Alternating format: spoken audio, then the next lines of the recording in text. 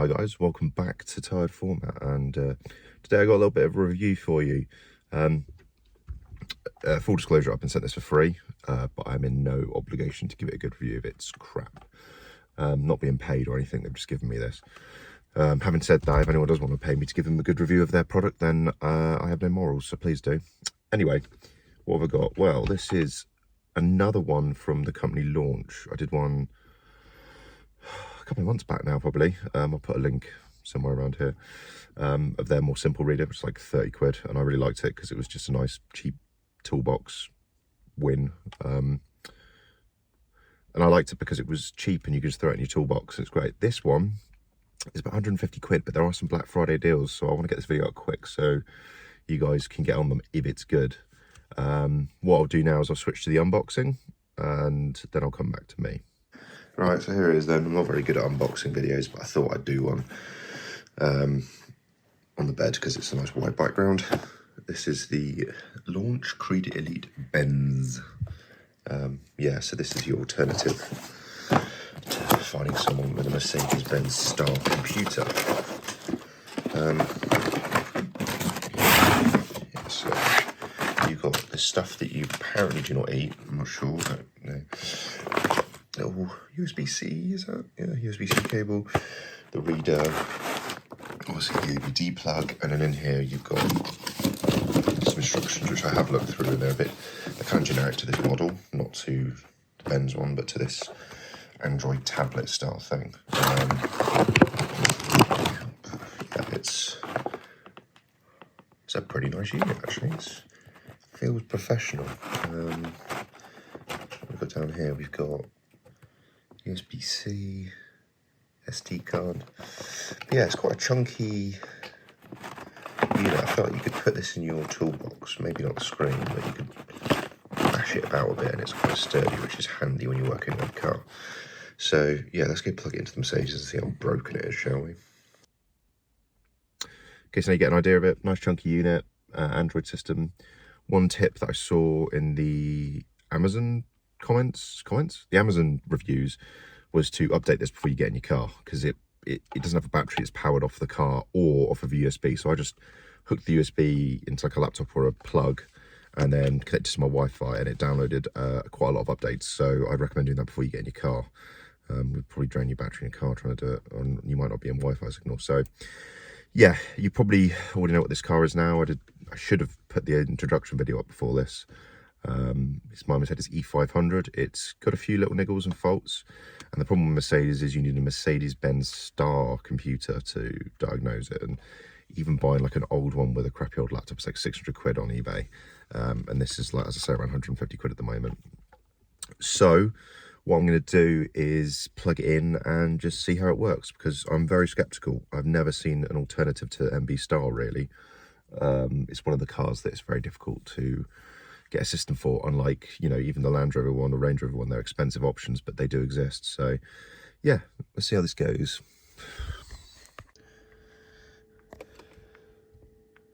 Okay, so one thing I found that you need to do firstly is have the ignition fully on, and secondly, you just don't do the there's an auto find function, but it doesn't seem to work that well, whereas this straight away comes up with my VIN code, my VIN number.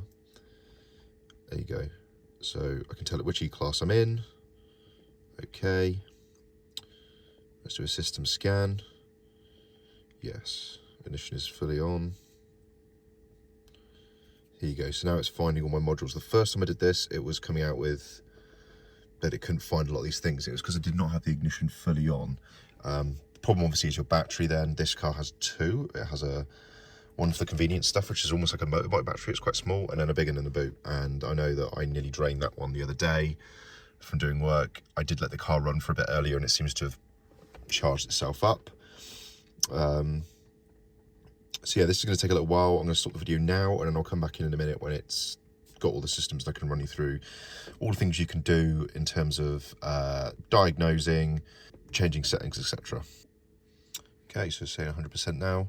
It's showing me all the modules here. So this is what you won't get with your standard £30 OBD2 reader, which this could also do, but it doesn't give you all of the modules. So what you can do here is you can say, go into this module, Ignition is on.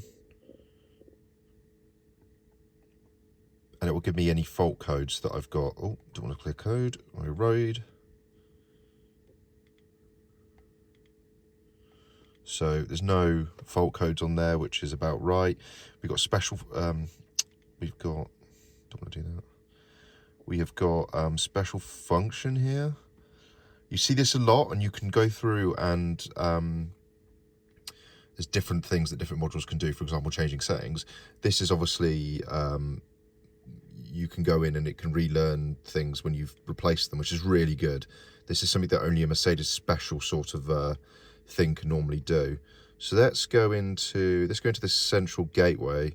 This is quite a common name for a part in a car, which deals with quite a lot of your interior equipment and lets you go in and read codes and all that sort of stuff. So no faults on there because I did clear them the other day. Let's look at special function, shall we? All codes. So look, we can change it so it becomes help call, roof sign, special vehicle, two-way radio connection. You know, there's all these different versions of the car. You've got emergency open, convenience closing, door modules, tilt slightly. Let's have a look at that. Close manually at the moment. And closing means that windows and the sliding roof are open or closed automatically and manual. Set close automatically is not permitted with equipment panoramic sliding roof, which is what I've got.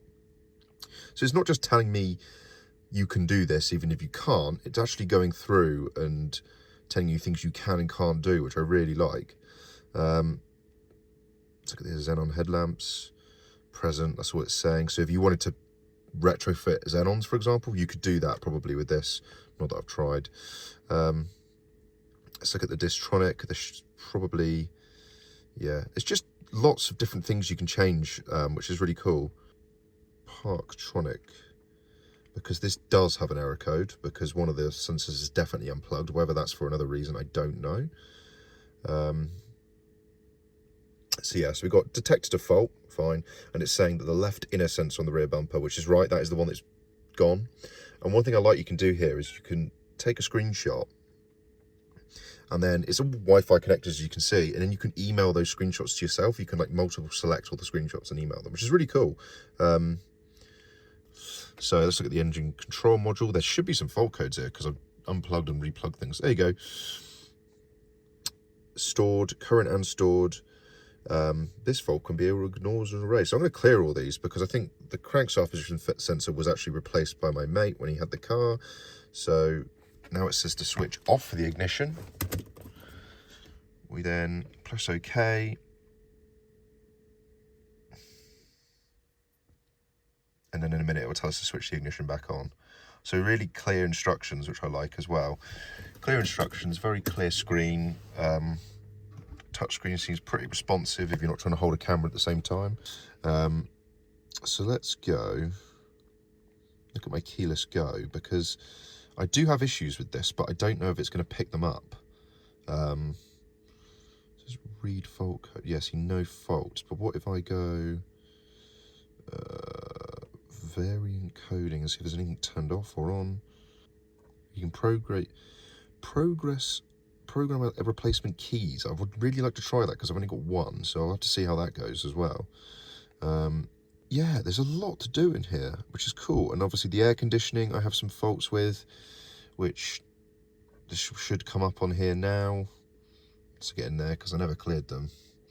Oh, battery protection, say convenience for not allowed. But here we go. Yeah, look, we've got refrigerant too low, blower regulator, that's stored, but this is a current one. Pressure's too low, so it's probably got no refrigerant because it's leaked all out, and also the actual thing itself is knackered. Let's have a look at Distronic, because there was definitely some errors with Distronic. Let's have a look. Yeah, that's interesting. That's interesting. What does report do?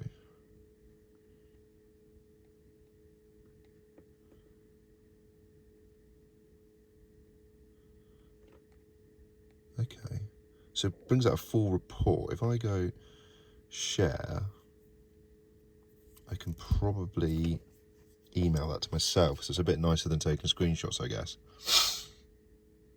Ah, there we go. I wonder if it's remembered. There you go.